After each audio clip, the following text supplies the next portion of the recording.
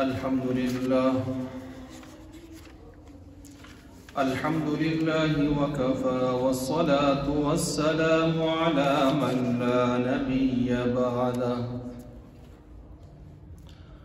وعلى آله وأصحابه الذين أوفوا عهده وعلى من تبعهم بإحسان إلى يوم القيامة.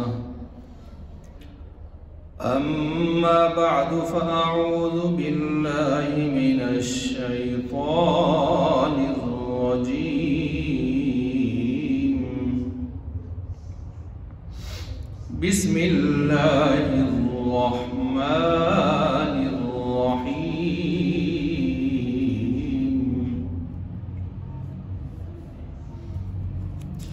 يا أيها الذين آمنوا كتب عليكم الصيام كما كتب على الذين من قبلكم لعلكم تتقون.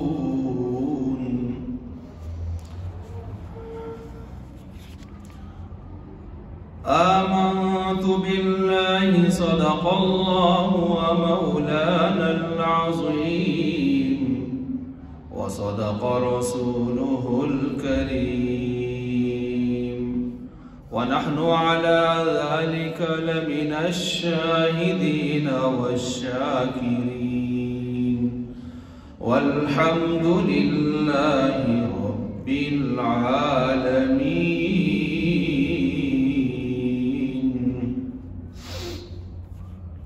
محترم المقام واجب الاحترام حضرات سامعین اکرام، آج کی جمعہ کی اس نشست میں قرآن مجید فرقان حمید سے دوسرے پارہ سے آیت کریمہ تلاوت کی ہے. چونکہ شعبان المعظم آخری عشرہ رواں دواں ہے، اختتام پذیر ہو رہا ہے اور آگے رمضان المبارک کی آمد ہے، لہٰذا آج کی اس نشست سے قرآن مجید کی وہ آیت آپ کے سامنے پڑھی ہے کہ جس میں رمضان المبارک اور اس کے روزوں کا ذکر ہے، اور اسی رکوع میں اللہ نے رمضان المبارک اور اس کے روزوں سے متعلق کچھ تفصیلات بھی بیان فرمائی ہیں. رمضان المبارک کا مہینہ بہت اہم عظمتوں والا برکتوں اور رحمتوں والا مہینہ ہے. اس موضوع سے متعلق ذیلی عنوان تو بہت سارے ہیں. ان 20 ذیلی عنوانات میں سے آج جو عنوان آپ کے سامنے رکھ رہا ہوں وہ ہے استقبال رمضان، اہتمام رمضان، مقاصد رمضان. یہ چند ذیلی عنوان آج کی اس نشست میں آپ کے سامنے انشاءاللہ العزیز بیان کیے جائیں گے. اگر ہم قرآن کریم کا مطالعہ کریں تو ہمیں قرآن کریم میں رمضان روزوں کا جو ذکر ملتا ہے تو وہ تقریباً کوئی 8 صورتوں میں 13 مختلف مقامات پر ہمیں اللہ تبارک و تعالیٰ نے رمضان اور روزوں سے متعلق اللہ تعالیٰ نے آگاہی بھی دی ہے اور اللہ تعالیٰ نے اس میں ترغیب بھی دی ہے اور احکام بھی بیان فرمائے ہیں. یہ رمضان کا جو مہینہ ہے، آپ علیہ السلام نے کی ایک روایت میں کہ یہ جو شعبان ہے یہ میرا مہینہ ہے، شعبان شہری، اور یہ جو رمضان ہے یہ رمضان شہر اللہ، یہ اللہ کا مہینہ ہے. جو مہینہ ختم ہونے لگا ہے اس کو آپ علیہ السلام نے فرمایا میرا مہینہ ہے، اس لیے اس میں آپ علیہ السلام کثرت سے روزے رکھا کرتے تھے. میرا مہینہ ہے اس کا مطلب کیا ہے کہ اس میں اپنے اختیار سے نفلی روزے رکھتا ہوں. اپنے اختیار سے نفلی روزے رکھتا ہوں، یہ مطلب ہے۔ اور رمضان اللہ کا مہینہ ہے، اس کا مطلب کیا ہے کہ اس میں روزے کس نے فرض کیے ہیں؟ کتب علیکم الصیام، اللہ تبارک و تعالی نے۔ تو گویا یہ اللہ کا خاص مہینہ ہے۔ سارے ہی مہینے اللہ کے ہیں، لیکن رمضان کی نسبت اللہ کے ساتھ دے دی کیونکہ یہ مہینوں میں سب سے عظیم ترین مہینہ ہے۔ اگر ہم کائنات کے نقشے پر غور کریں، کائناتی نظام پر غور کریں، تو بڑی عجیب سی باتیں ہمارے سامنے آتی ہیں کہ دیکھیں عربوں میں سردار کون ہیں؟ اگر قبیلوں میں دیکھیں تو قریش وہ قبیلہ سردار تھا۔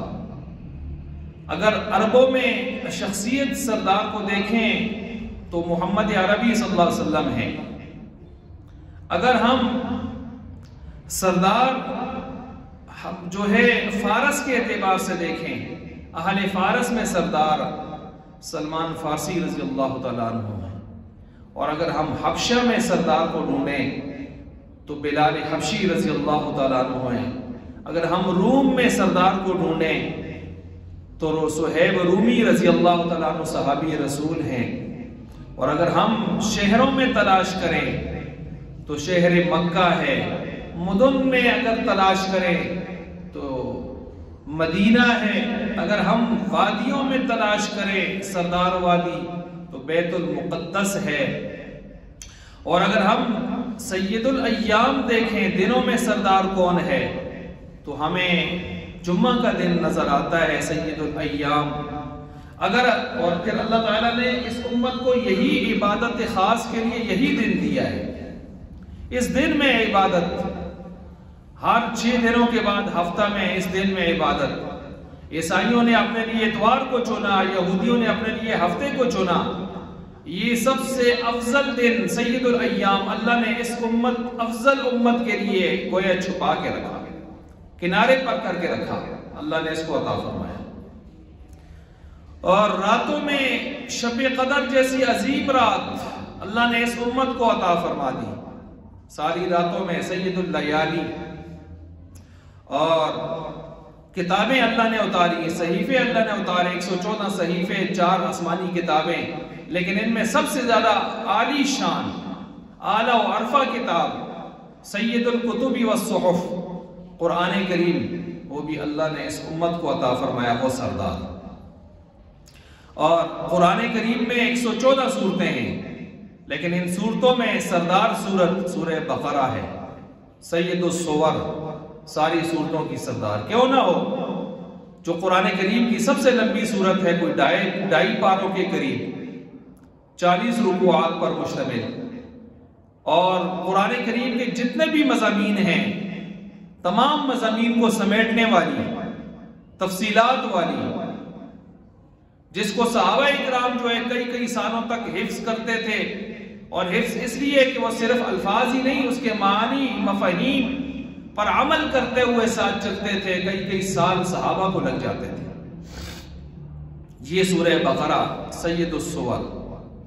اور اسی طرح اگر ہم دیکھیں تو سورہ بقرہ میں سردار صورتیں جو آیات ہیں 286 آیات میں سے جو سید الآیات جو ہیں وہ آیات الکرسی ہے، کہ جس میں اللہ نے اپنی توحید کو کھول کے بیان کیا۔ توحید کو سب سے زیادہ بیان کرنے والی آیت اگر قرآن کریم میں کوئی ہے کھول کے تو وہ آیات الکرسی ہے۔ اور اگر سورت کوئی سب سے زیادہ اللہ کی توحید کو کھول کے بیان کرنے والی ہے وہ سورہ اخلاص ہے۔ وگرنہ سارے قرآن کا موضوع اور خلاصہ مقصد ہی توحید ہے۔ اللہ نے قرآن کا موضوع ہی کیا رکھا ہے؟ کائنات کو بنانے کا مقصد اصلی ہی کیا رکھا ہے؟ اپنی توحید کا اظہار، اپنی کبریائی اور بڑائی کا اظہار۔ تو عرض کر رہا تھا کہ سردار چیزیں میں آپ کے سامنے رکھ رہا تھا۔ پتھروں میں سردار حجر اسود ہے، جنت سے آیا ہوا پتھر ہے، جس کو چومنے کے لیے لوگ بےتاب رہتے ہیں۔ وہ پتھر ہے جو اپنے سامنے آنے والوں کا عکس ایکسرا لے لیتا ہے اور گواہی دے گا روز قیامت، جو جنت سے آیا ہوا لایا ہوا پتھر ہے، اور یہ سارے پتھروں کا سردار ہے دنیا میں.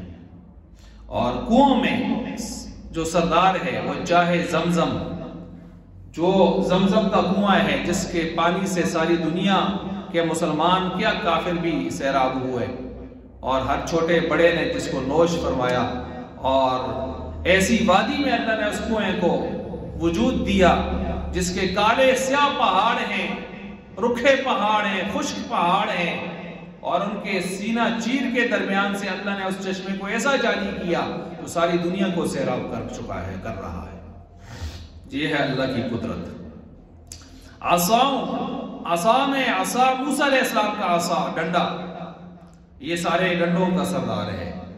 مچھلیوں میں حوت، حضرت یونس علیہ السلام کی وہ مچھلی جس کے پیٹ میں گئے، ساری مچھلیوں کی سردار ہے.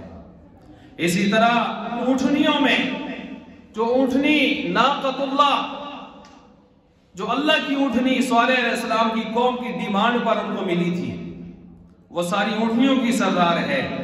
اور گھوڑوں میں وہ براق ہے جو جبریل معراج کی رات لے کر آئے تھے سواریوں میں، اور انگوٹھیوں میں انگشت سلیمانی سب کی سردار ہے. اور پھر کہہ دیجئے کہ آخر میں سارے مہینوں کا سردار اگر کوئی ہے تو وہ رمضان المبارک ہے. تو فرمایا شعبان میرا مہینہ ہے، رمضان کس کا مہینہ ہے؟ اللہ تبارک و تعالیٰ کا مہینہ ہے. یہی وہ رمضان کا مہینہ ہے کہ جس میں اللہ تبارک و تعالیٰ نے ساری آسمانی کتابوں کو اتارا ہے، چاہے تورات ہے، زبور ہے، کہ انجیل ہے، کہ قرآن کریم ہے، اور صحیفے ہیں 114. اللہ نے ان سب کو رمضان کے اندر اتارا ہے.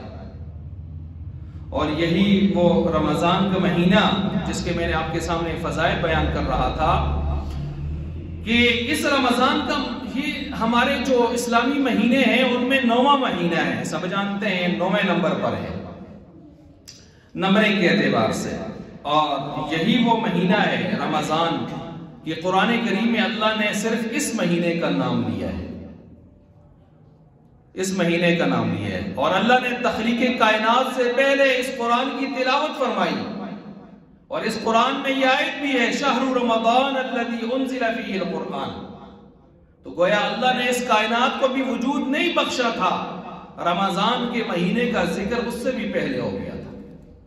یہ ہے وہ رمضان کا مہینہ. رمضان، رمضان ہم اس کو پڑھ لیتے ہیں، رمضان لفظ نہیں ہے، لفظ ہے رمضان. را کے اوپر بھی زبر، میم کے اوپر بھی زبر، رمضان. اس کے کئی معنی بیان کیے جاتے ہیں. 2 معنی آپ کے سامنے رکھتا ہوں جو زیادہ مشہور ہیں. ایک معنی اس کا آتا ہے رمضان کا، رمضان سے گرم، سخت گرم قسم کی زمین جس کے اوپر اونٹ کے بچوں کے پاؤں تلوے چلتے. تو سخت شدید گرمی، تپش، حرارت. تو رمضان کو رمضان اس معنی میں یوں کہتے ہیں کہ یہ رمضان کا مہینہ مومنین کے، مسلمانوں کے گناہوں کو جلا دیتا ہے، ختم کر دیتا ہے. اگر وہ اعمال صالحہ پہ، توبہ طائب ہونے پہ آ جائیں، اہتمام پہ آ جائیں تو ختم کر دیتا ہے. رمضان کا دوسرا معنی رمز، اگر اس مادے سے لیں رمز سے، تو اس کا مطلب ہے موسم بہار کی موسلا دھار بارش. تو مطلب یہ ہوگا کہ رمضان وہ مہینہ ہے کہ جس میں اللہ کے رحمتوں کی، برکتوں کی بارشیں موسلا دھار برستی ہیں، اور مسلمانوں کو، مومنوں کو بہت فائدہ ہوتا ہے اہتمام کے ساتھ، اہتمام رمضان کے ساتھ. اللہ کی رحمتوں کی بارش موسلا دھار برس رہی ہوتی ہے اس رمضان میں. یہ دوسرا معنی میں نے بیان کیا. لیکن اس بارش سے فائدہ کون لے گا؟ بارش سے فائدہ وہی لے گا جو اہتمام کرے گا. اہتمام کیا مطلب؟ دیکھیں ہماری دنیا میں اگر بارش ہوتی ہے تو یہ بارش اگر اس کھلے آسمان کے نیچے آپ کسی پیالے کو رکھ دیں، پیالے کا رخ آسمان کی طرف کریں، اس کا منہ، تو کچھ ہی منٹوں میں آپ دیکھیں کہ وہ پیالہ کیا ہو جائے گا، بھر جائے گا۔ لیکن اگر وہی پیالہ آپ اس کو کلٹی کر کے الٹا کر کے رکھ دیں، پوری رات پورا دن بارش ہوتی رہے، بھر جائے گا؟ نہیں بھرے گا۔ سوال یہ ہے کیوں نہیں بھرتا؟ جواب یہی ہے کہ پیالے کا رخ آسمان کی طرف ٹھیک نہیں ہے۔ کیا مطلب ہوا اس کا؟ جب آسمان سے اللہ کی رحمتوں اور برکتوں کی بارش، نوازشات کی بارش اس رمضان میں ہوتی ہے، آگے مومن کا دل، اس کا پیالہ، دل کا جو پیالہ ہے نا، اس کا رخ کس طرف ہے؟ اگر اس کا رخ اللہ کی طرف ہے، اہتمام رمضان کے ساتھ، اہتمام رمضان کیا ہے جس پر میں آخر میں بات کروں گا؟ فرائض و واجبات پورے کرنا، محرمات سے، حرام چیزوں سے، مکروہات سے، مشتبہات سے اپنے آپ کو بچانا، اوامر کو پورا کرنا، نواہی سے بچنا، اور صرف فرائض و واجبات ہی نہیں، کوشش کر کے نوافل کی طرف، نفلی چیزوں کی طرف، تبرعات کی طرف بھی آگے قدم بڑھانا۔ اور سب سے جو ضروری بات ہے وہ یہ ہے کہ گناہوں سے اپنے آپ کو بچانا، اپنے کانوں کو، آنکھوں کو، دماغ کو سوچنے سے، اور اپنی زبان کو بولنے سے، اپنے ہاتھوں کو، پاؤں کو، انگلیوں کو، اپنے سارے جسم کو گناہوں سے بچانا، یہ ضروری ہے۔ یہ ہے اہتمام رمضان۔ تو چونکہ میرا عنوان بھی آج رمضان کے 20 ذیلی عنوانات میں سے استقبال رمضان اور اہتمام رمضان ہے، اس سے متعلق گفتگو ہو رہی ہے۔ تو بہرحال اپنے دل کا پیالہ اللہ تعالی ہم سب کو توفیق دے کہ ہم اس کا رخ سیدھا کر دیں، اور یہ رخ اگر سیدھا نہ کیا تو پھر وہ حدیث تو آپ ہر سال بلکہ تعلیم میں سنتے ہی رہتے ہیں سب، کہ آپ علیہ السلام نے منبر کے 3 درجوں پر جو قدم رکھا تو اس میں ایک مرتبہ کیا فرمایا؟ آمین۔ اور کیوں فرمایا؟ جبریل امین سارے فرشتوں کے سردار، چیف آف آرمی ملائکہ نے بددعا دی کہ جو رمضان کا مہینہ پائے اور بخشش نہ کروا سکے تو برباد ہو جائے وہ شخص۔ تو آپ علیہ السلام ساری کائنات کے سردار محمد عربی صلی اللہ علیہ وسلم نے فرمایا آمین۔ تو اس کا مطلب کیا ہے کہ بخشش کیوں نہیں کروا سکا؟ رمضان گزر گیا، رحمتوں کی بارشیں موسلا دھار برس برس کے رمضان ختم ہو گیا اور یہ شخص اسی کی طرح ہے، تو اس کا مطلب یہ ہے کہ اس نے اپنے دل کا پیالہ اللہ کی طرف، اللہ کے قرب کی طرف، اہتمام رمضان والے اعمال کے ساتھ متوجہ نہیں کیا تھا، رخ ٹھیک نہیں کیا تھا۔ اس کے ہاں رمضان غیر رمضان میں معاذ اللہ اس کی ترتیب میں کوئی فرق نہیں آیا، یہ اسی طرح حرام ہی کھاتا کماتا رہا، یہ اسی طرح گناہوں پہ لگا رہا، دیکھتا رہا گناہ، کرتا رہا گناہ۔ تو اس کا مطلب یہ ہے کہ رمضان اس نے گزار دی عام دنوں کی طرح، اب اس کے لیے تباہی و بربادی کی دعا 2 بڑی ہستیوں نے مل کر کی ہے۔ اس لیے اللہ سے دعا کرنی چاہیے، رمضان میں جو دعائیں ان میں یہ بھی ہو، یا اللہ ہمیں رمضان کی ناقدری سے بچانا، رمضان کی ناقدری سے بچانا، مسجدیں بری ہوئی ہوں تاکہ فرائض میں بھی، تراویح میں بھی، 5 پنجگانہ نمازوں میں بھی آپ دیکھتے ہیں، افسوس سے کہنا پڑتا ہے کہ پہلے دن تو چلیں جو آ گئے 100% میں سے 40-50%، 60% تک آ گئے، دوسرے دن کم ہوتے چلے گئے، کم ہوتے چلے گئے، 2-4 دن گزرے ہی تھے کہ مسجدیں خالی ہونا شروع ہو گئی تراویح سے، اور صبح کی نماز میں پہلے دن بہت ٹھیک ٹھاک آئے، 60-70% تک چلے گئے، اور اس کے بعد پھر کم ہوتے ہوتے ہوتے ریورس گیئر ایسا لگا کہ چند دنوں کے بعد وہی 2 صفیں، 1.5 صف، 2.5 صف، 3 صفوں پہ بات آ گئی۔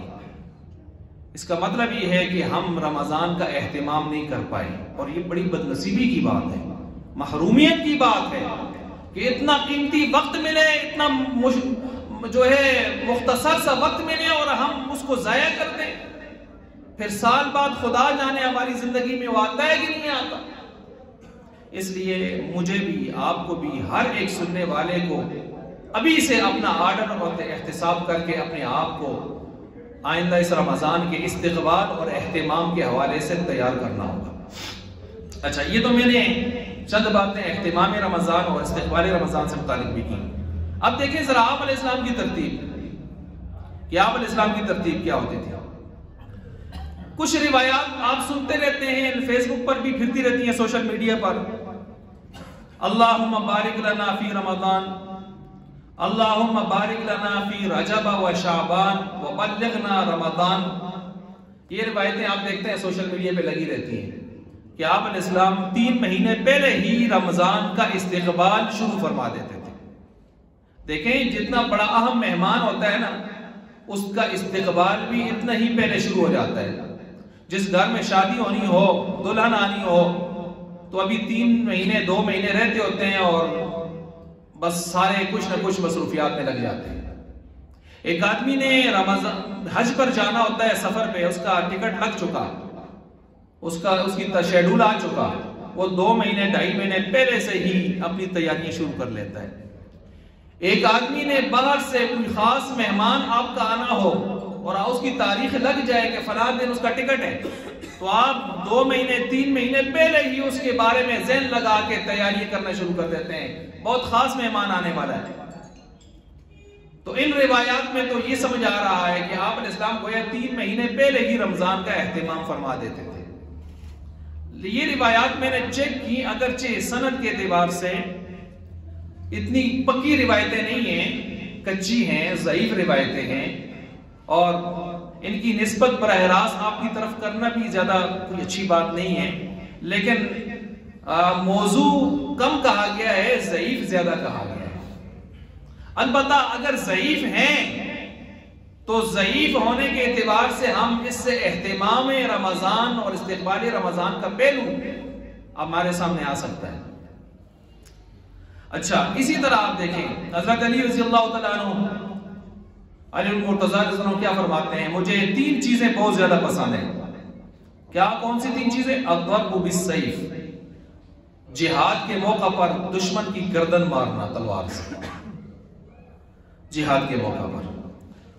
والصوم بالصیف، اور گرمیوں میں، سخت گرمیوں میں روزہ رکھنا بڑا پسند ہے. اور اکرام الضیف، مہمان کو کھانا کھلانا بہت پسند ہے.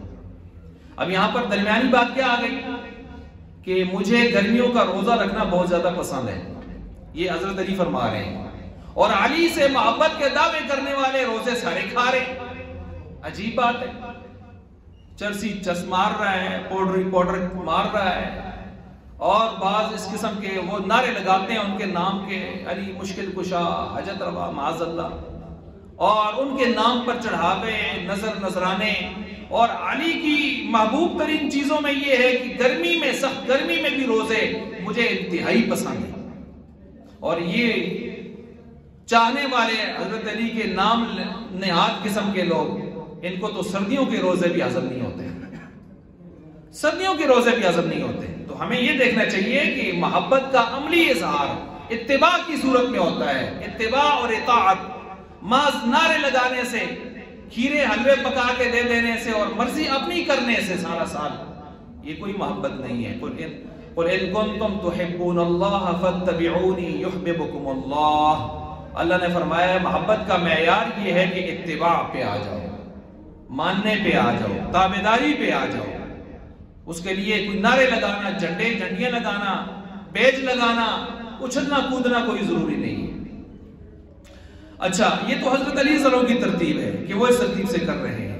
ابو موسیٰ اشعری رضی اللہ عنہ، ان کی ترتیب بھی ایسی تھی. اگر آپ کتابوں میں دیکھیں، مصنف ابن ابی شیبہ، امام بخاری کے استاذوں کی کتاب ہے، اس میں روایت لاتے ہیں ابو موسیٰ اشعری رضی اللہ عنہ کی سخت گرمی کے دنوں میں روزے رکھتے تھے. نفلی روزے رکھتے ہوں گے، لیکن سخت گرمی کے دنوں میں روزے رکھنا ان کو بھی بہت پسند تھا. ابو موسیٰ اشعری کون ہے؟ اس امت کے قاریوں میں سے بڑے قاری، جیسے ابی بن کعب اقرأہم کا لقب پا گئے، ایسے ہی ابو موسیٰ اشعری کی آواز پر، ان کی آواز کو حضور نے اتنا پسند فرمایا کہ تجھے تو داؤد علیہ السلام کی سی آواز دے دی گئی ہے. یہ ابو موسیٰ اشعری. اسی طرح ابو سعید خدری رضی اللہ عنہ کی روایتیں فرماتے ہیں کہ مومن کی 6 حقیقی صفات میں سے ایک صفت یہ ہے، سخت گرمی میں بھی روزے رکھتا ہے. اگر آپ کتابوں کو اٹھائیں، طبقات ابن سعد وغیرہ ان میں آپ کو نظر آئے گا ابو بکر رضی اللہ تعالیٰ عنہ، عمر فاروق رضی اللہ تعالیٰ عنہ، امی عائشہ صدیقہ رضی اللہ تعالیٰ عنہ، ان صحابہ کے معمولات میں بھی یہ تھا کہ سخت گرمی میں روزے رکھنا ان کو بہت پسند تھا۔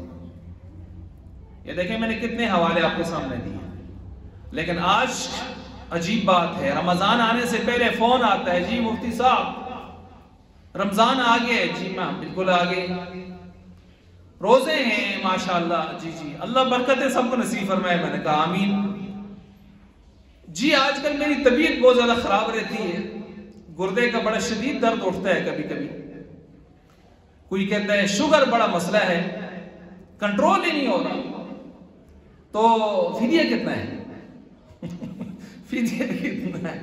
وہ اللہ کے بندو ابھی رمضان آنے تو دو۔ اور یہ بھی مسئلہ یاد رکھیں، رمضان سے پہلے فدیہ قبول نہیں ہوتا۔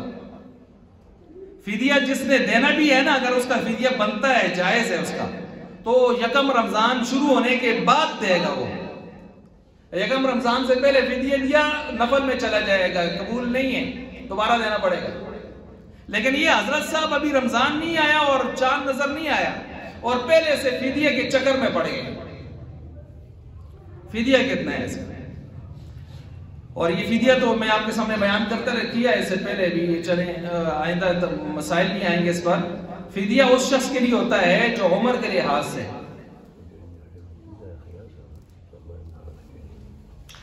تو فدیہ جو ہے نا صرف دو آدمیوں کے لیے ہوتا ہے، ایک وہ ہے جو بیمار ہو اور اس قدر بیمار ہو جائے کہ اس کو لا علاج قسم کی بیماری یا مہلک قسم کی بیماری لگ گئی ہے، اور اب یہ بیماری اس کو موت تک چھوڑے گی نہیں، جس طرح کوئی درجن کے لگ بھگ بیماریاں ہیں نا جو لگ گئی خدا نخواستہ تو پھر چھوڑتی نہیں ہیں۔ تو اگر ایسی بیماری کسی کو لگ گئی اور اس بیماری کے ہوتے ہوئے یہ ٹھنڈے دنوں میں 12-14 گھنٹے کے دنوں میں بھی روزہ نہیں رکھ سکتا، اور ڈاکٹر بھی سمجھ گیا ہے کہ اس کی کیفیت ایسی ہے کہ اب نہیں رکھ سکے گا، یہ خود بھی سمجھ گیا ہے، ڈاکٹر نے بھی گویا اس کو کہہ دیا ہے کہ اب تیری کیفیت ایسی نہیں۔ ڈاکٹر سے مراد وہ نہیں ہے کہ جس کو اہمیت رمضان کا پتہ ہی کوئی نہ ہو، جو دیندار سا ہو، سمجھتا ہو روزے کے مقام کو، ان چیزوں کو، تو پھر اس شخص کے لیے روزہ کا فدیہ دینا جائز ہے۔ ایسے نہیں ہے کہ خود بیٹھ گیا، بڑا آج کل درد ہوتا ہے، یہ ہوتا ہے، وہ ہوتا ہے، تو اس کے باوجود جو ہے پھر وہ کھانا خود ہی اپنے کو فتویٰ دے دیا۔ اور بہت سارے ایسے بھی سوال کرتے ہیں، یقین جانے میں حیران ہوتا ہوں، جی اس مرتبہ ابا جان روزہ نہیں رکھ سکتے، اماں جان روزہ نہیں رکھ سکتی، یا میں روزے نہیں رکھ سکتا، میرا بھائی نہیں رکھ سکتا، فدیہ کتنا ہے؟ اب یہ نہیں پوچھتے کہ کیوں نہیں رکھ سکتے، کیا آیا ان کو فدیہ دینا ہے یا روزے رکھنے ہیں، ان کی حالت یہ، پہلے مسئلہ یہ پوچھو۔ وہ پہلے مسئلہ نہیں پوچھتے، فتویٰ اپنی طرف سے دے کے کہتے ہیں نہیں رکھ سکتے، بس آپ فدیہ بتا دیں۔ اندازہ کریں ذرا، اہتمام رمضان کے بالکل متصادم بات ہو رہی ہے۔ اور یہ تو ہوا بیمار آدمی، معمر، عمر رسیدہ، اس قدر بڑی عمر ہو گئی ہے کہ کمزوری آ گئی ہے جسم میں کہ اب روزہ نہیں رکھ سکتا۔ روزہ کیا رکھے، ادھر روزہ رکھے گا تو 4 گھنٹوں کے بعد حضرت صاحب جو ہے انتہائی حالت اضطراری کو پہنچ جاتا ہے، نہیں برداشت کر سکتا، تو ظاہر بات ہے یہ دیکھنے والے اور خود وہ خود بھی محسوس کر سکتا ہے۔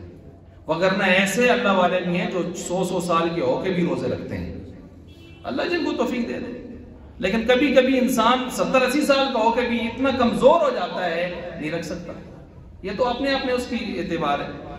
تو لہٰذا اگر ایسی صورت بن گئی ہے اور موت تک نظر نہیں آ رہی کوئی صورت، تو پھر اس کے لیے بھی فدیہ دینا جائز ہے۔ یہ 2 آدمی ہیں جن کے لیے فدیہ دینا جائز ہے، لیکن ان کے بارے میں بھی اگلا مسئلہ یہ سنیں، اگر اللہ تعالیٰ نے خلاف متوقع، خلاف توقع، اگر اس کو آگے جا کے ان کو صحت دے دی اور یہ روزے رکھنے کے قابل ہو گئے، تو پچھلے اگر 10 سال بھی فدیہ دیتے آ رہے ہیں، کینسل،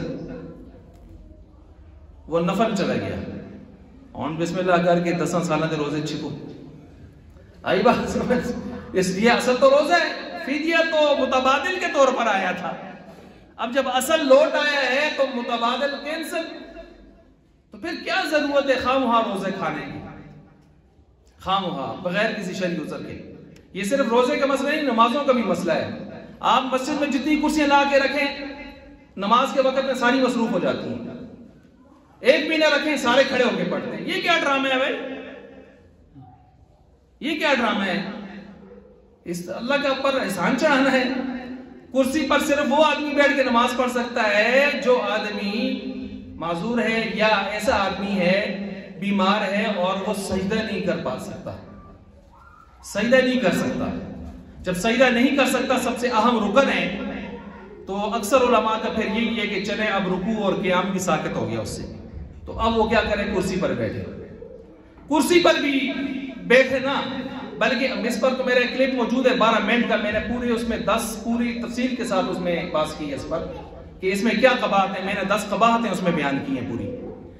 وہ پھر بیٹھ کے نماز پڑھے۔ اب بیٹھ کے کیسے نماز پڑھے؟ نیچے بیٹھے، نیچے بیٹھے نماز پڑھے۔ کیا صحابہ کے دور میں بیمار نہیں ہوتے تھے؟ کیا ان کے دور میں لوگ جنگوں میں زخمی ہو کر نہیں آتے تھے؟ کرسیاں رکھی تھی مسجد نبوی میں، مسجد قباء میں۔ چونکہ ہمارا نیا نیا فیشن والا دور ہے نا، تو ہر چیز فیشن میں تبدیل ہو رہی ہے، اس طرح چل جا رہی ہے۔ اچھا، پھر کرسیاں بھی ایسی باز رکھی ہوتی ہیں، آگے تختیاں لگائی ہوئی ہوتی ہیں ایسے۔ وہ تختیاں لانا لگی مطلب ہے یار سجدہ جب نہیں کر سکتا آدمی بس گیا، اب صرف اشارے سے کرے۔ تختی پر ایسے جا کے نیچے ہونا، ٹونڈا ہونا، منڈا ہونا، یہ کدھر سے آیا ہے؟ بعضوں کو میں دیکھتا ہوں کرسی پر رکوع میں جاتے ہیں ایسے ہاتھ رکھتے ہیں، کبھی ایسے ہاتھ کرتے ہیں۔ وہ ایک کو تھوکڑے ہے یار، آپ لوگوں کو کٹ دے لگے تھے، چھوڑ دو اتھانا کام ہی نہیں ہے اس میں۔ یہ میں نے پہلے بھی کر مرتبہ بیان کی ہے، لیکن ہم دنیا کو تو اچھی طرح سمجھتے ہیں کہ ان کو فائدہ نظر آتا ہے، دین کو ہم سنتے ہیں اور ادھر سے نکال کے کہتے ہیں مڑے کو بڑا مفتی کو ہونا چاہیے۔ لگے رہو، بسم اللہ لگے رہو، اسی کیا رکھتے ہیں، اسی صرف 10 رکھتے ہیں کہ مسئلہ ہی ہے۔ تو اس لیے کرسی میں اور کیا نقصان ہے؟ کرسی حضرت نے رکھی ہے تو باقی نمازیوں سے یہ فٹ آگے کھڑا ہے، سب خراب ہو رہی ہے۔ کرسی اگر اس کے نیچے پائے ترکھے تیز ہے تو وہ نیچے قالین خراب کرتی ہے، خاص کر ماشاءاللہ آدمی زیادہ پاراؤ ہے تو پریشانی اور زیادہ ہو جاتی ہے۔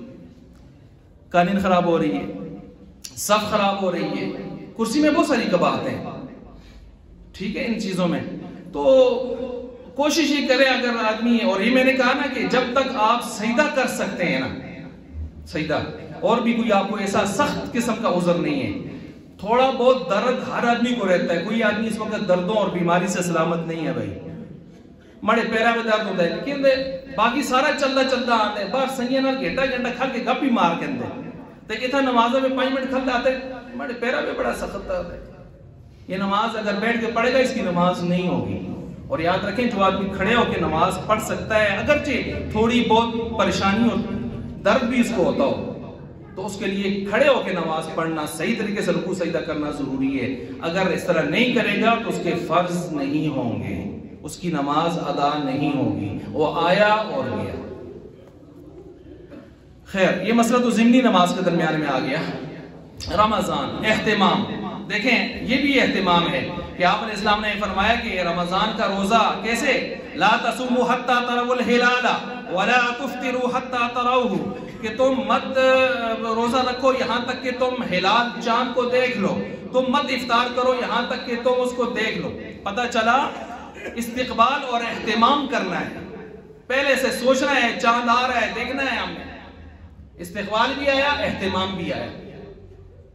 لا يتقدمن احدكم بصوم يوم او يومين، کوئی بھی رمضان سے 1-2 دن پہلے روزہ نہ رکھے۔ کون؟ جس کی عادت نہیں تھی جمعرات کی اور پیر کے روزے کی، اور جا کے آپ 15 شعبان کے بعد روزے خواہ شروع کر دیے، یہ مکروہ ہے۔ کیوں؟ اس سے اس کا ضعف آئے گا، کمزوری آئے گی، تو پھر اس رمضان میں آگے خلل پڑے گا۔ ہاں آدمی تگڑا ہے اور رکھ سکتا ہے، کوئی کمزوری نہیں ہے، تو پھر بعض علماء نے اس کو اجازت دی ہے۔ یا کسی کی عادت ہے حضور کی طرح، حضور علیہ السلام کی طرح پورے شعبان میں روزے رکھنے کی، جیسے آپ رکھتے تھے اکثر، تو وہ بھی ٹھیک ہے۔ ایام 20 کے روزے رکھتا ہے، 13، 14، 15، ٹھیک ہے۔ یا جمعرات اور پیر کا روزہ رکھتا آ رہا ہے، وہ آگے آخری عشرے میں، آخری 15 دنوں میں، ٹھیک ہے۔ پھر اس حدیث میں نہیں آئے گا، یہ میں نے پورا مسئلہ بیان کیا آپ کے سامنے۔ شک کا روزہ منع ہے، ابو القاسم حضور علیہ السلام کی نافرمانی کی جس نے رکھا۔ کیوں؟ رمضان کا مہینہ ہے، ٹھوک بجا کے رکھو، آیا ہے یقینی آیا ہے رکھو، جب تک یقین نہیں آیا شک میں مت رکھو، اس کی عظمت کے خلاف ہے۔ اس کی عظمت یہ ہے کہ اس کے جان کے رکھو، اس کا یقین کر کے رکھو. اس کا یقین نہ کر کے یہ کہنا کہ ہو گیا تو رمضان، نہ ہوا تو غیر رمضان، اس سے روکا ہے. یہ نافرمانی کا روزہ ہے، گناہ کا روزہ ہے. پتہ چلا استقبال رمضان، اہتمام رمضان. احصوا ہلال شعبان لرمضان، تم شعبان کی گنتی کرو رمضان کے لیے. کیا مطلب؟ شعبان کی گنتی کرو تاکہ شعبان ختم ہو رہا ہے، رمضان آ رہا ہے، تاکہ رمضان کا اہتمام اور استقبال بھی ہو سکے. یہ میں وہ روایتیں، وہ دلائل آپ کے سامنے، واقعات، شواہد لا رہا ہوں جن سے میں نے جو عنوان رکھا تھا استقبال رمضان، اہتمام رمضان. یہ ساری چیزیں سامنے آ رہی ہیں. اور اسی طرح جو ہے باقی بہت ساری چیزیں بھی اس حوالے سے ہمارے سامنے آتی ہیں کہ چاند دیکھ کر روزہ رکھنا چاہیے. چاند دیکھنے کی ذمہ داری تو خیر حدیث کے مطابق ہر شخص کی ہے، ہر آدمی اپنے استطاعت کے مطابق دیکھ سکتا ہے، گنجائش ہے. یہ نہیں کہ صرف ریاست کے لوگ ہی دیکھیں گے. اگر کہیں کچھ خود دیکھنا چاہتے ہیں تو ٹھیک ہے، لیکن آج کل چاند ابر ہو یا ابر نہ بھی ہو، مطلع صاف نہ ہو، تو عموماً نظر نہیں آتا. مائکروسکوپ اور اس قسم کی چیزوں سے ہم جا کے دوربینوں وغیرہ سے، خوربینوں سے جا کے دیکھتے ہیں. اور وہ حکومت نے باقاعدہ کمیٹی بنائی ہے، تو ہمیں افراتفری پھیلانے کے بجائے اپنے حکومت کے جو ریاستی نظام ہے اس پر اعتماد کر لینا چاہیے. اب اگر کوئی مسجد قاسم علی خان والے اٹھتے ہیں، کوئی اور اٹھتا ہے، وہ اپنے طور پر اگر کوئی ایسا سیٹ اپ کرتا ہے تو شریعت کے خلاف نہیں ہے. یہ پہلے ذہن میں رکھیں. کچھ لوگ خواہ مفت پہ لگانا شروع کر دیتے ہیں، مولویاں فلاں فلاں. ہم کہتے ہیں جاہل آدمی اپنی شریعت کو پڑھ نہیں تو آؤ علماء سے سیکھ. ان کا اپنے ایک سیٹ اپ ہے، چلا دیتے ہیں، ٹھیک ہے، کر لیتے ہیں. لیکن اب بہتر نہ بہتر کی بات ہے. بہتر یہ ہے کہ ہم ان کے پیچھے نہ چلیں، ہم اپنے ریاستی پوری ایک باقاعدہ روحت لال کمیٹی ہے ہماری، اس کو دیکھ کے چلیں تاکہ پورے چاروں صوبوں میں افراتفری نہ ہو. اس ترتیب سے چلیں. آگے جو کچھ بھی ہوگا سب کچھ ان پر ہے. ہمیں انہوں نے شہادت دینی ہے، شہادت دے کے بات کو کلیئر کرنا ہے بس. اور اسی ترتیب سے جہاں آدمی ہوتا ہے اس کے مطابق چلیں. اب اس ملک میں کوئی آدمی ہے اور اس نے آگے سعودیہ جانا ہے، اس نے بھی مجھ سے مسئلہ پوچھا تھا. علی رحمان صاحب یہاں بیٹھے ہیں، تو ان کا ایک دن روزہ عموماً ہم سے پہلے ہو جاتا ہے. تو اب یہاں سے اگر کوئی رمضان میں ادھر جا رہا ہے تو روزہ یہیں سے سٹارٹ کرے گا. پھر وہاں جا کے اس کے کم از کم 29 روزے ہونے چاہیے. اور ظاہر بات ہے وہاں جائے گا تو ہو سکتا ہے 31 بھی ہوں، 30 ہوں. تو 30 29 ہو گئے تو کوئی مسئلہ نہیں ہے. 28 ہو گئے، 28 تو ایک روزہ بعد میں جا کے یہ رکھے گا رمضان کے بعد. 31واں اگر وہاں رکھنا پڑ گیا جا کے اور وہاں اعلان نہیں ہوا، مثلا وہاں سے یہاں آیا کوئی، یہاں 31واں رکھنا پڑ گیا تو رکھے گا، کھائے گا نہیں. یہ نہیں کہے گا مڑے 3 پورے ہو گئے، نہیں. یہاں ماحول کی وجہ سے آپ کو روزہ رکھنا پڑے گا. کیوں؟ لِأَنَّهُ يَجِبُ عَلَيْهِ الْإِمْسَاكُ تَشَبُّهًا. یہ معاشرے کے ساتھ مشابہت کی وجہ سے، افراتفری سے بچنے کے لیے یہ ضروری ہے اس پر. اور یہ روزہ رمضان کا نہیں ہوگا، اس کا یہ واجب کا ہوگا، کیونکہ 30 پورے کر چکے آپ نے. رمضان کے 30 ہی ہوتے ہیں، قمری مہینہ 30 سے اوپر ہوتا نہیں ہے. تو شمسی ہے، کبھی 28 کا ہے، کبھی 29 کا ہے، کبھی کس کا ہے، کبھی کس کا ہے، یہ تو نہیں ہے. بہرحال یہ اہتمام رمضان اور یہ چیزیں آپ کے سامنے بیان کر رہا تھا. اور باقی اس کے ساتھ ساتھ آپ علیہ السلام کی وہ روایت آخر میں آپ کے سامنے رکھتا ہوں جو استقبال رمضان سے اور اہتمام رمضان سے متعلق ہی ہے. سلمان فارسی رضی اللہ تعالیٰ عنہ کی روایت ہے کہ جب مہینہ آ رہا تھا، شعبان کا آخر تھا، حضور علیہ السلام نے ہم جمع ہوئے، ہمیں آپ علیہ السلام نے خوبصورت واعظ فرمایا اور اس میں ہمیں چند باتیں ارشاد فرما دیں. دیکھو ایک عظیم مہینہ تمہارے اوپر آ رہا ہے، شہر عظیم، ایک عظیم مہینہ آ رہا ہے. رمضان کے بارے میں کہا بہت بڑا مہینہ ہے، بہت مبارک مہینہ ہے، برکتوں والا ہے. برکتیں سب جانتے ہیں کیسی برکتیں ہوتی ہیں. اور ایسے ہی اس میں ایک رات ہے جو 1000 مہینوں سے بہتر ہے، خیر من الف شہر. اور اس کا روزہ اللہ نے فرض کر دیا ہے اور اس کے رات کے قیام کو اللہ تعالیٰ نے ثواب کی چیز بنا دی ہے، تراویح، تہجد وغیرہ. اور اس کے نفل اس میں فرض کے برابر ہو جاتے ہیں اور اس کے فرض 70 فرضوں کے برابر ہو جاتے ہیں.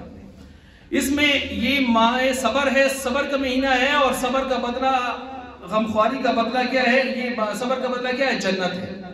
اور یہ غمخواری کا مہینہ ہے، یعنی اس میں جہاں اپنا خیال کرتے ہیں اپنے بچوں کا، تو اڑوس پڑوس اپنے رشتہ داروں میں ذرا ان کا خیال بھی کیا کریں. کم از کم فلسطین کو اپنی دعاؤں میں ضرور یاد رکھیں. اچھا اسی طرح مومن، یہ غمخواری کا مہینہ ہے، مومن کا رزق بڑھا دیا جاتا ہے، مومن کا رزق بڑھا دیا جاتا ہے۔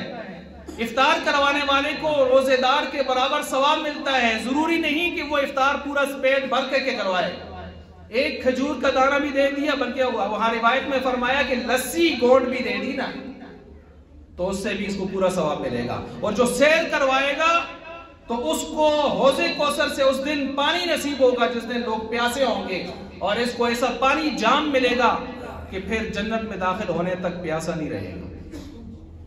یہ رمضان کے اور فرمایا اس کا اول رحمت ہے، اللہم انی اسألک الرحمہ، رحمت کی دعائیں، یہ رحمتی کا یا تو اس طرح کی جتنی رحمت والی دعائیں ہیں وہ اس میں ہوتی رہیں۔ دوسرا مغفرت ہے، مغفرت والی دعائیں اس میں کریں، نستغفر اللہ الذی، اس طرح کی دعائیں اس میں کریں، ونتوب الیہ۔ اور اسی طرح اس میں جو ہے تیسرا جو ہے جہنم سے خلاصی، اللہم اجرنی من النار۔ اور اس میں 4 کام زیادہ کریں، کلمہ طیبہ کا ورد کرتے رہیں، کلمہ طیبہ کا ورد لا الہ الا اللہ، اس کا ورد کرتے رہیں، استغفار کرتے رہیں، استغفر اللہ کثرت سے، جنت کی طلب، اور اللہم انی اسألک الجنہ واعوذ بک من النار، اور جہنم سے پناہ بار بار کثرت کے ساتھ مانگتے رہیں۔ اپنے جو ماتحت ہیں، غلام ہیں، خادم نوکر ہیں، ان کے ساتھ بہت زیادہ نرمی کا معاملہ کریں، گنجائش والا معاملہ کریں، ان کا بار بوجھ کم کر دیں، کیونکہ جیسے آپ روزے میں ہیں تھوڑا آرام چاہتے ہیں، وہ بھی روزے دار ہیں ذرا آرام چاہتے ہیں، ان کا بوجھ ذرا کم کر دیں۔ کیا پیارا خوبصورت نفیس مذہب ہے کہ جو صرف اسلام جو تعلیمات ہی نہیں دیتا، احکام ہی نہیں دیتا، احکام کو پر عمل پیرا ہونے کے خوبصورت طریقے بھی بتاتا ہے، سلیقے بھی بتاتا ہے، انداز بھی بتاتا ہے، مشفقانہ انداز، مربیانہ انداز، حاکمانہ ہی نہیں حکیمانہ انداز بھی اسلام کا ہوتا ہے۔ بہرحال اس میں ہوٹل والے ہوٹل کو بند رکھیں، ریسٹورنٹ والے ریسٹورنٹ کو بند رکھیں، پارسل کی سہولت گھروں میں بھیجنا وہ الگ چیز ہے، لیکن دن کو ایک کڑائی شڑائی چڑھا کے اور سرعام چیزیں بیچنا، کباب شاب، یہ چیزیں دن کو، تو یہ چیزیں اسلامی ریاست میں یہ چیزیں منع ہیں۔